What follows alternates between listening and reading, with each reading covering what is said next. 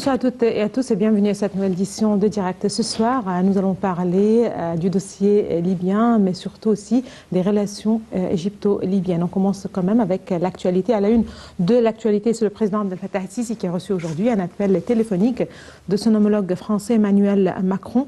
Selon le porte-parole de la présidence, l'ambassadeur Bassam Radzi, le président français a assuré lors de cet entretien que son pays œuvre à consolider les relations déjà très fortes qui lie l'Égypte et la France. M. Macron a en outre valorisé le rôle politique distingué du Caire, notamment sur la scène arabe, régionale, africaine et méditerranéenne, ce qui se reflète sur la coopération entre le Caire et Paris pour arriver au règlement politique des crises dans la région. De son côté, le chef de l'État a fait l'éloge des relations stratégiques entre les deux pays frères, estimant que l'Égypte œuvre toujours à promouvoir les relations bilatérales dans les divers domaines, notamment militaires et économiques, outre les activités des compagnies françaises travaillant en Égypte dans les projets de développement. El-Sisi et Macron ont aussi échangé les points de vue concernant plusieurs sujets régionaux, notamment la question libyenne. L'Égypte s'est engagée dans une course contre la montre pour reprendre la navigation dans le canal de Suez. Le chef de l'autorité égyptienne du canal de Suez, Oussama Rabia, a affirmé que les conditions météorologiques n'étaient pas la seule raison de l'échouement, estimant que les efforts se multiplient pour renflouer la navire.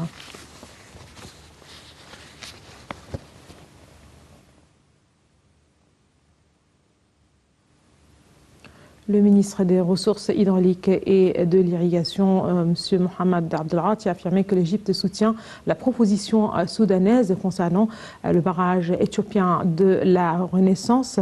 Il s'agit d'une proposition qui appelle à la formation d'un quartet présidé par le Congo démocratique et à laquelle doivent participer les États-Unis, l'Union européenne et les Nations unies.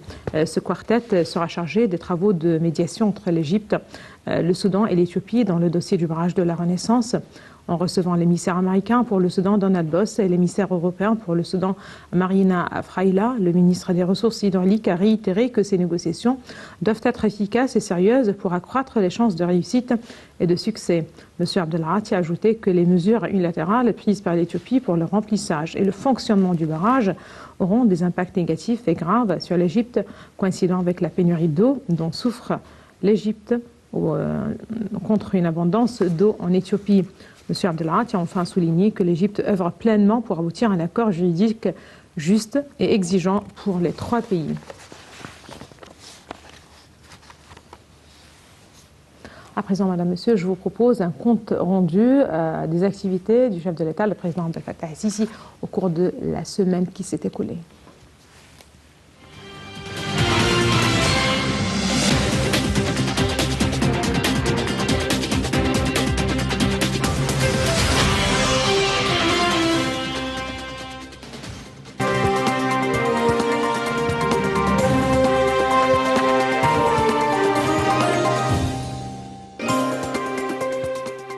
Le président Abdel Fattah el-Sisi et son épouse assistent à la célébration de la femme égyptienne de la mère idéale. Le président prononce un discours à cette occasion.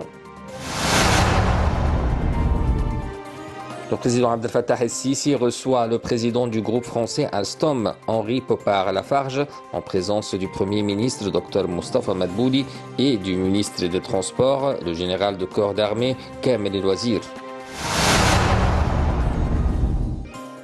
Le président suit un certain nombre de projets de l'organisme de l'ingénierie militaire avec en tête le projet de la nouvelle capitale administrative.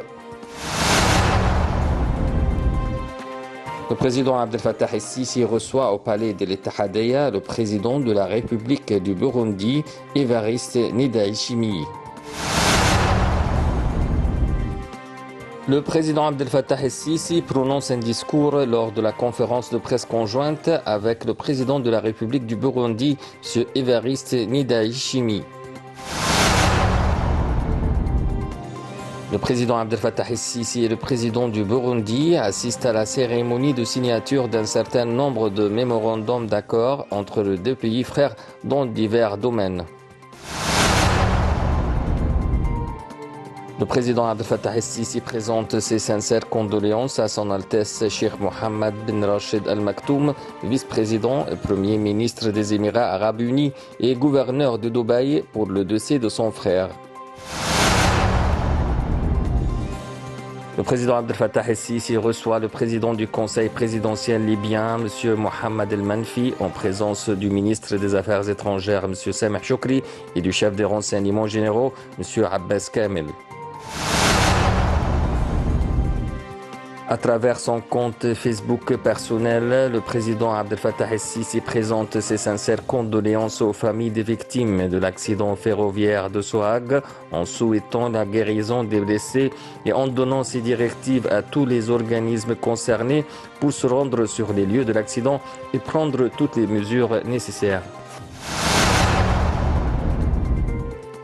Le Premier ministre irakien présente ses condoléances au président Abdel Fattah el-Sisi pour les victimes de l'accident de collision de deux trains dans le gouvernorat de Sohag.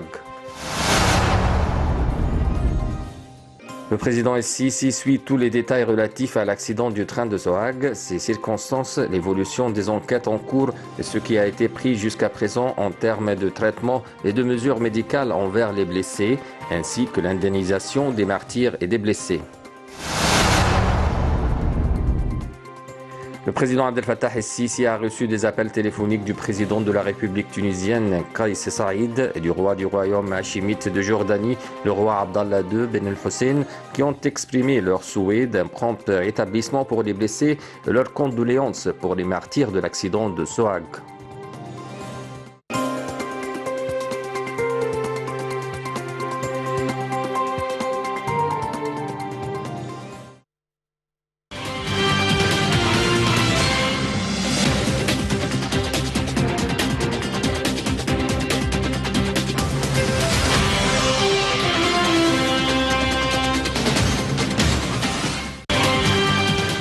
Des relations stratégiques, mais surtout historiques, lient l'Égypte et la Libye.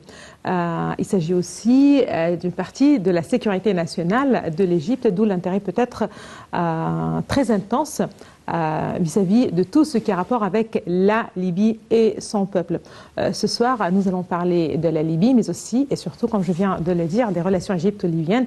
Nous avons le plaisir d'avoir avec nous ce soir Dr Tarek El Gamel. Bonsoir Dr Tarek El Gamel, vous êtes conseiller en affaires juridiques internationales. Ravi de vous avoir parmi nous ce soir.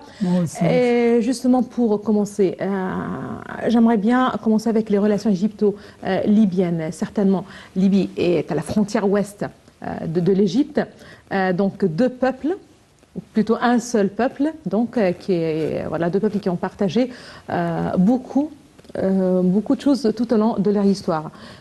Quel regard vous portez sur les relations égypto-libyennes? Premièrement, il faut le dire qu'il y a une histoire commune entre l'Égypte et la Libye. Et en même temps, dès que le président el-Sisi a pris sa responsabilité, président de la République arabe d'Égypte, il a donné tout son soutien pour, en général, la crise libyenne. Et en même temps, l'Égypte a présenté beaucoup de démarches concernant la Libye en général. Et bien sûr, ça éprouve comment on garde les relations entre les deux peuples. Ce sont des relations historiques et en même temps, c'est le voisin le plus proche pour l'Égypte et comment on doit soutenir notre voisin. Alors, et ça a été clair lors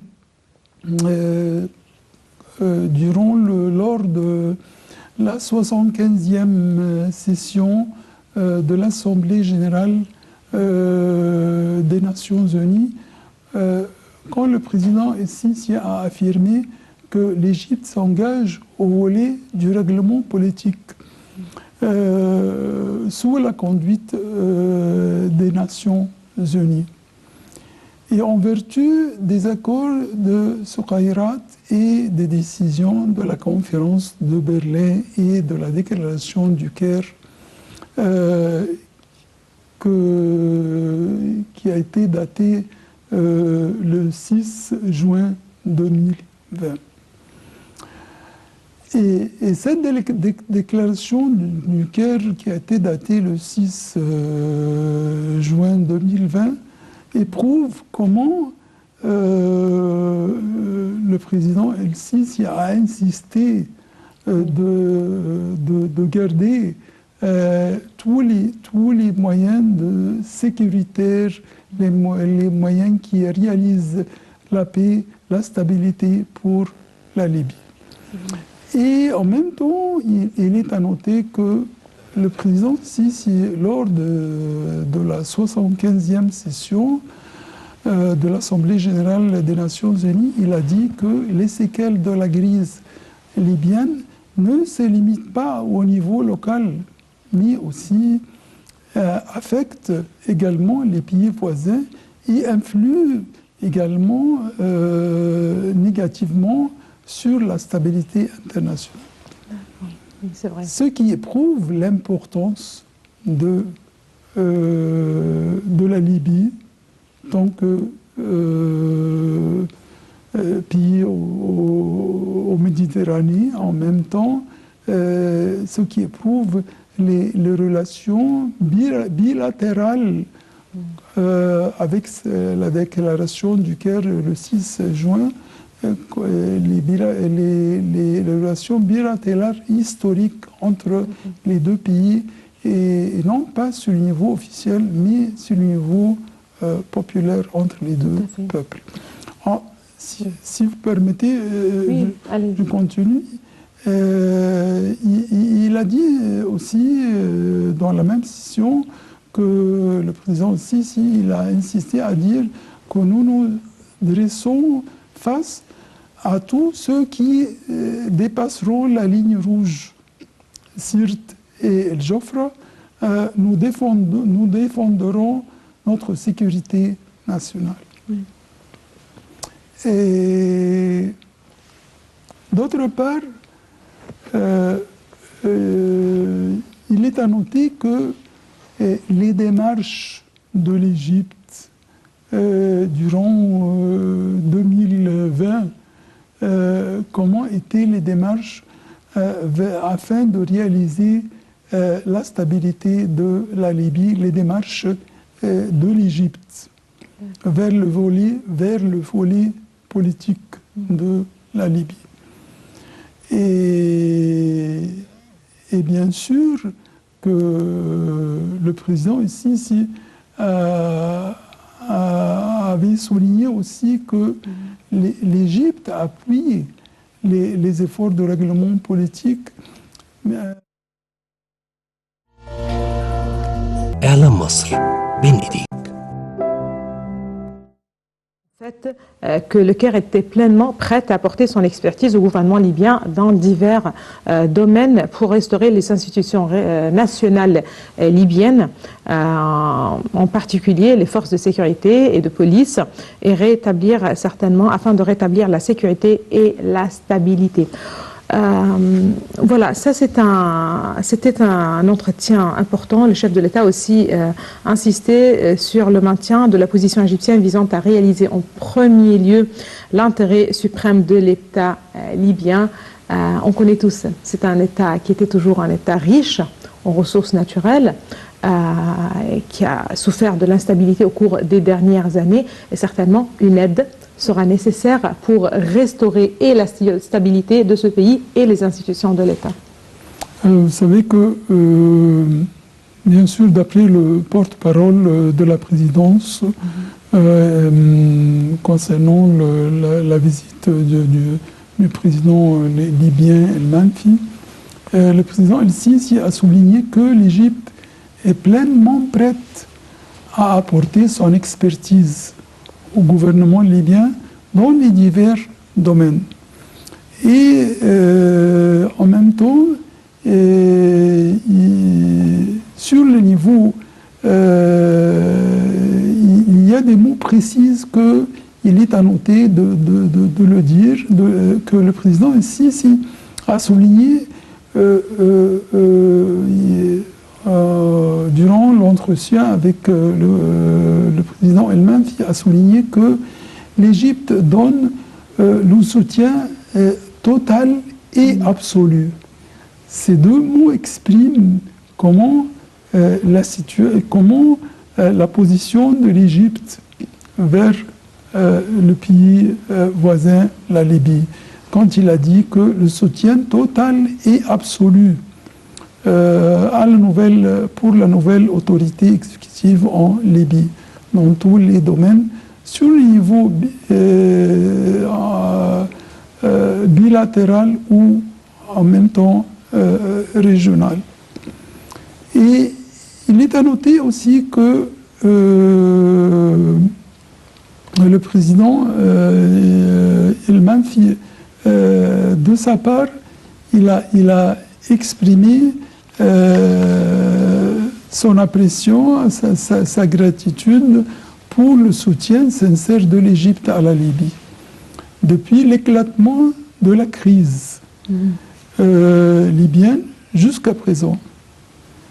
Et il a dit précisément ce qui est attendu de la direction sage et claire et éclairée du président El-Sisi, ses efforts sincères et persistants et continus concernant en général la situation libyenne. C'est ça ce que a précisé le président El-Menfi. En plus, il est à noter que le président El-Menfi a souligné que l'Égypte joue un rôle important, axial, étant donné que c'est le pays, et cette phrase est très importante, c'est le pays qui connaît mieux la réalité de la situation libyenne. Et quand il a dit qu'il connaît mieux, c'est-à-dire que, bien sûr, comme je l'avais déjà dit, c'est le plus proche voisin, la Libye. Alors, l'Égypte connaît très bien, c'est le pays qui connaît mieux la réalité, c'est-à-dire la réalité, c'est-à-dire les défis et les menaces qui peut toucher la stabilité de la Libye. Très bien. En parlant de défis, en fait, Dr Tarek El Gamal, il faut là rappeler que c'est vrai que la Libye est dotée aujourd'hui d'un conseil de présidence et de gouvernement, mais des défis sont déjà là, c'est-à-dire comment est-ce qu'on peut justement, ce conseil sera capable ou pourra gérer cette période de transition, cette phase de transition, réunifier les institutions en fait de l'État.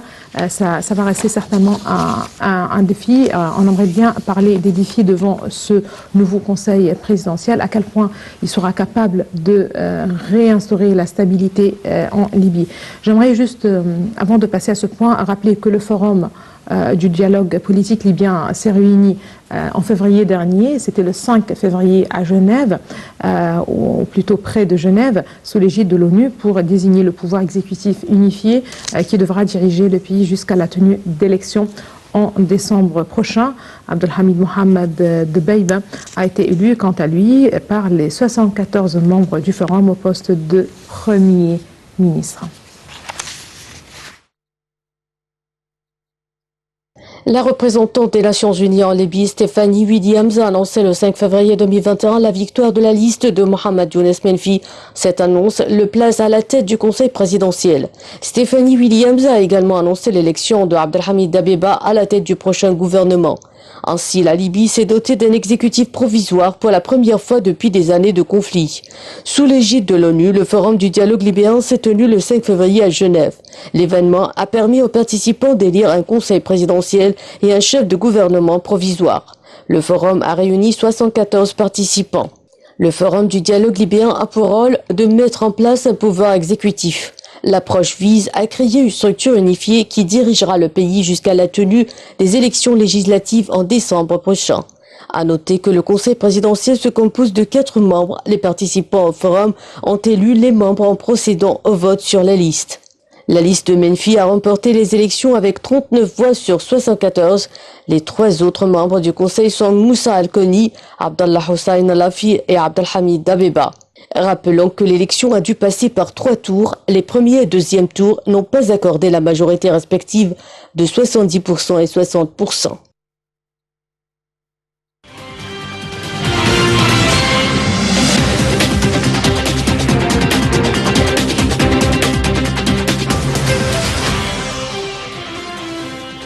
Justement, donc, parvenir à une réconciliation globale, ce sera l'intérêt majeur de ce nouveau conseil présidentiel, du nouveau gouvernement, avec l'appui certainement du Caire. Oui, si vous me permettez, tout d'abord, il est à noter que, comme vous avez parlé déjà du forum de Genève, alors il est à noter que le ministre égyptien des Affaires étrangères, M. Sameh Choukri, s'est entretenu le 7 mars au Caire avec l'envoyé spécial des Nations Unies pour la Libye, M. Jean Kubis. Oui. Et d'après le porte-parole du ministère des Affaires étrangères, M. Choukri a passé en revue les efforts déployés par l'Égypte pour le règlement politique en Libye, soulignant la nécessité d'achever le volet politique actuel arrivant à la tenue d'élections qui doit avoir lieu le 24 décembre 2021. En plus, il a mis l'accent, M. Sameh Choukri, sur la nécessité de retrait des forces étrangères et des mercenaires de la Libye, ce qui est aussi nécessaire de le dire, l'importance de faire face à toute tentative d'entraver la sécurité libyenne en général.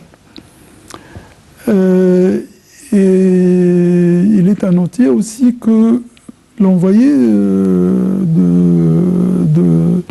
des Nations Unies pour la Libye, M. Jean Kubis, a exprimé son appréciation pour la position du Caire et aspirant de sa part que l'Égypte poursuit ses démarches vers la Libye sur le niveau du volet politique et en même temps afin de réaliser la stabilité pour la Libye. Ce qui peut nous ouvrir ce point, ouvrir la porte aussi de parler concernant le nouveau gouvernement libyen dirigé par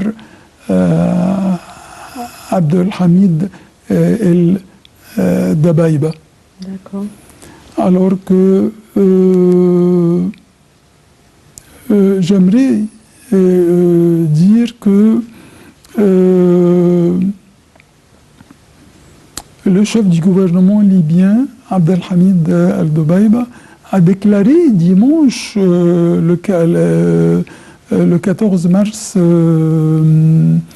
dans un message sur Twitter, qu'il était optimiste quant aux relations solides avec l'Égypte, exprimant son espoir que les relations seront toujours robustes. Très bien. J'aimerais bien rappeler que le président Sisi s'est entretenu aujourd'hui au téléphone avec son homologue français Emmanuel Macron.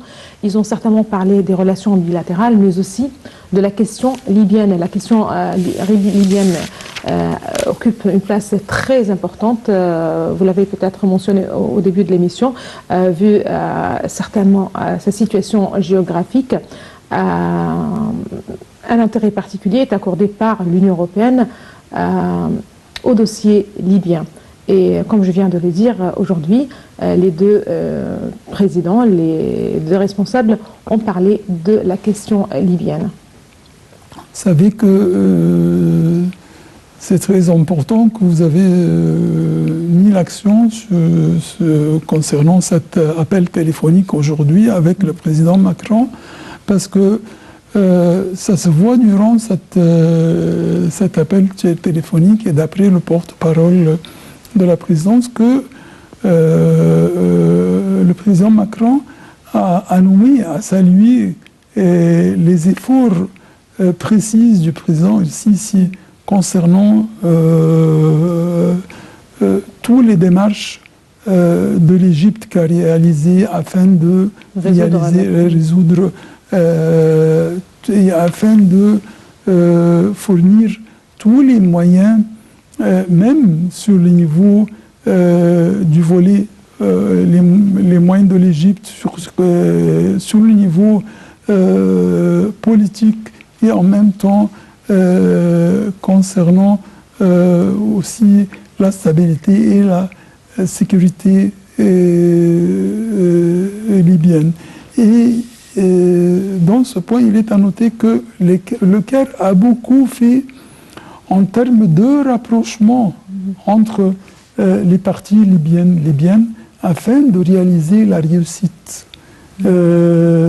tant attendue. Et quand on dit tant attendue, c'est une réalité parce que tout le monde entier attend que, et surtout nous, les Égyptiens, comme pays le plus proche voisin pour la Libye, on attend bien sûr que la stabilité de la Libye soit en réalité... Certainement. Là, c'est bien de rappeler que l'Égypte a toujours insisté que toute force étrangère quitte le territoire libyen, que c'est aux Libyens seulement de trouver une solution à leur crise. Et on connaît tous que les interventions étrangères en Libye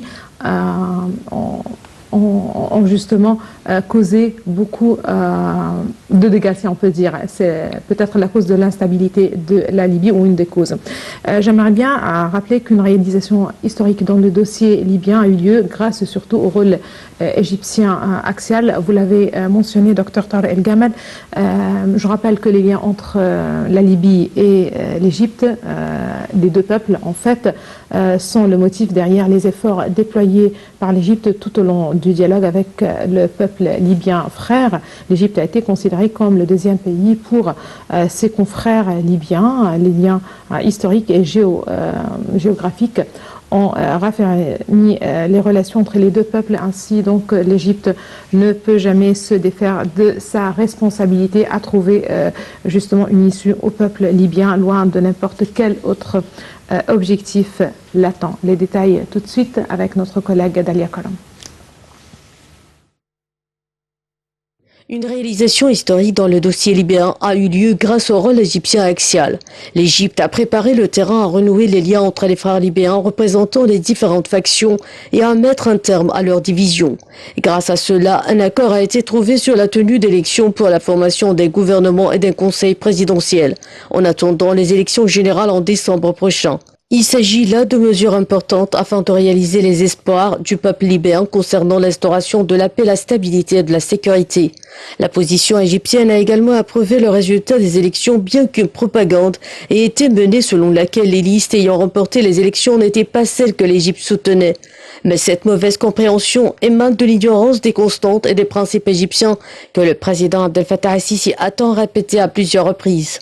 Le président a réitéré que l'objectif de l'Égypte est de parvenir à une solution politique garantissant une réconciliation entre les différentes parties et la non-intervention dans les affaires intérieures libyennes, raison pour laquelle l'Égypte accueille favorablement et respecte les choix du peuple libyen et traitera avec toutes les parties partant du principe de l'intérêt mutuel.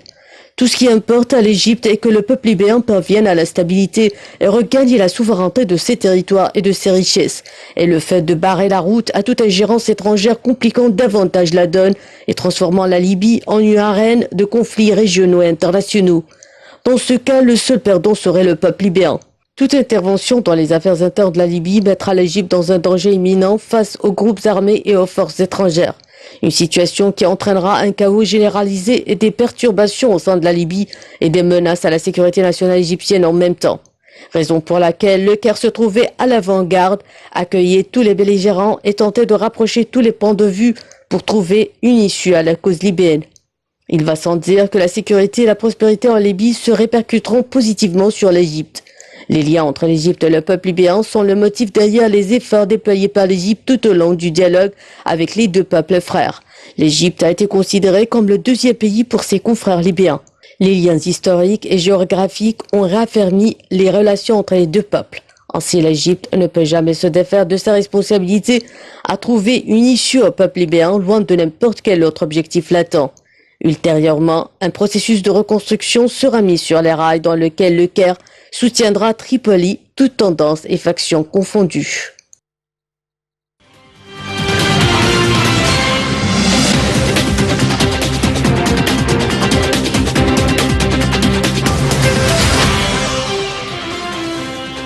Dr El-Gamal, tout un processus de reconstruction est prévu, sera mis sur les rails, mais quels sont les vrais défis devant ce nouveau gouvernement et devant la reconstruction de la Libye? Oui, si vous permettez, c'est que je jette un coup d'œil concernant le gouvernement libyen, c'est-à-dire comment il est composé. Il est composé de 27 ministres, dont 2 vice-premiers ministres, et il a prêté le serment lundi, le 15 mars, devant le Parlement.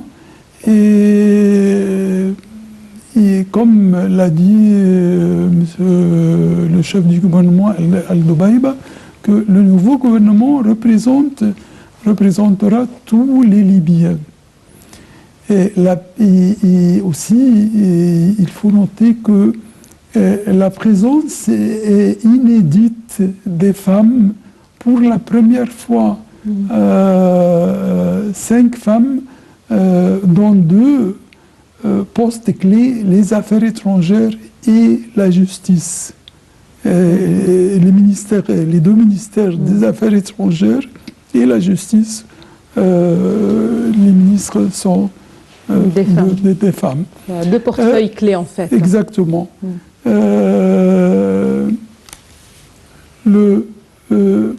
Si on parle des défis, non, il y a bien sûr des défis qui attendent le gouvernement d'Al-Dubaïba, qui devrait diriger la Libye jusqu'à la tenue, c'est-à-dire le gouvernement devrait diriger la Libye jusqu'à la tenue d'élections de 24 décembre prochain. Et ces défis, c'est premièrement d'assurer une réconciliation politique globale entre les partis qui ont récemment été impliqués dans un conflit. Et en plus, l'unification des institutions civiles, militaires, sécuritaires. Dans ce sens, il est à noter le comité mixte de 5+5 et intensifier les rencontres. Le troisième défi, c'est que, et ça c'est un défi très important, c'est que démanteler de nombreuses milices locales armées et assurer le départ des mercenaires et combattants étrangers Ça, c'est une tâche très compliquée en fait. Oui, Qui va faciliter justement un tel processus, Dr Tarek El Gamal?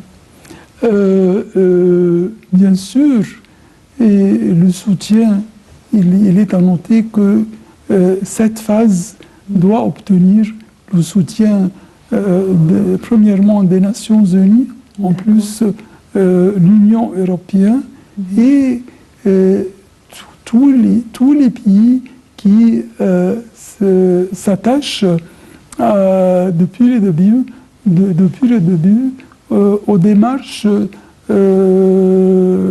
afin de réaliser la stabilité et la paix pour la Libye. Et bien sûr,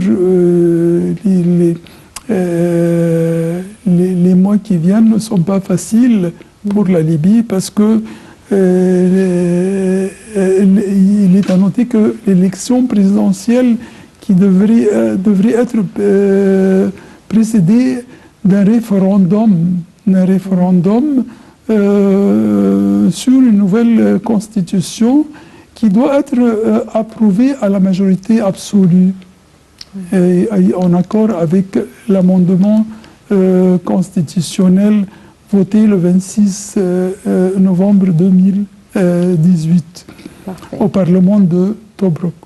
C'est-à-dire que, bien sûr, la Libye en général doit obtenir tout ce qu'elle a besoin comme soutien. Le soutien de la communauté internationale, certainement. Exactement. Merci beaucoup à vous, Dr Tarek El Gamal. Vous êtes conseiller en affaires juridiques internationales. Merci beaucoup d'avoir été parmi nous ce soir. C'est toujours un grand plaisir de vous avoir sur le plateau de Noël International. Madame, Monsieur, merci à vous aussi de nous avoir suivis. Excellente fin de soirée à toutes et à tous et à la prochaine.